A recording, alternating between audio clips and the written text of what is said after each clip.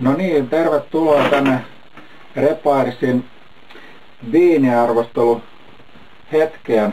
Tässä on maailman paski! Viini tuolta tämmöstä Viina Albali Grand Reserva punaviiniä. Ymmärräksä? Tää on 2002 vuoden viiniä. Ymmärräksä? Tähän noissa Alkon viineissä on sellainen probleema, että ne on ihan liian nuoria. Mä olen helvetin tosissani! Mulla on oikeus polttaa tupakkaa samassa autossa!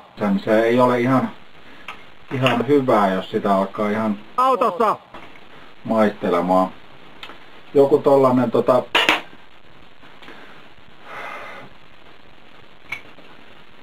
Tupakka! voi olla nuorena ihan hyvää, mutta punaviini on sellainen, joka vaatii pientä kypsyttelyä. Mä olen valmis saatana vaikka henkeni uhkaamaan sen puolesta, että sä et jatka. Viini 4 ja pari vuotta vanhempaa, eli 2002 vuosimallia, jota nyt tässä testataan. Tämähän on Auto! muutenkin, vaikka tää on tämmönen Maailman paski! viini, siis puhutaan alle 10 pullosta. Oikein vesi herahtaa kielelle, kun Sä et polta mun lasteni autossa tupakkaa, ymmärräksä? ehtinyt olla ilmaantumassa. Pistäis tuohon toiseenkin juomalasiin Peltiä!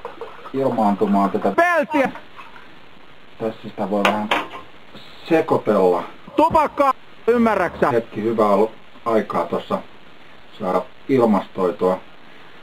Tämähän on Keski-Espanjassa ja yksi vanhimpia viinitiloja, josta tätä viiniä tulee sieltä Espanjan Valdepenasin alueelta.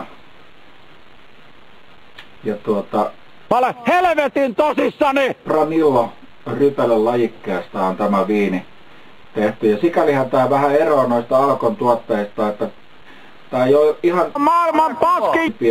viiniä, jota sieltä Alkosta löytyy, koska Mä olen Marko Vanhanen. täällä ennen Alkollekin Altiahan niitä ostaa niitä viinejä, sitten Alko on se Maailman paski! ketju, joka niitä sitten tuolla YouTubessa!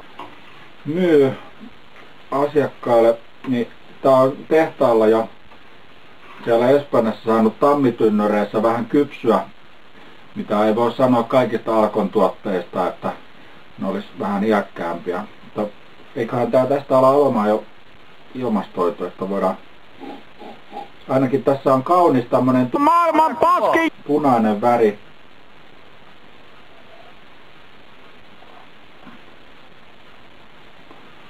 Noniin, hyvä, tää tuli YouTubeen, kusipää! Krista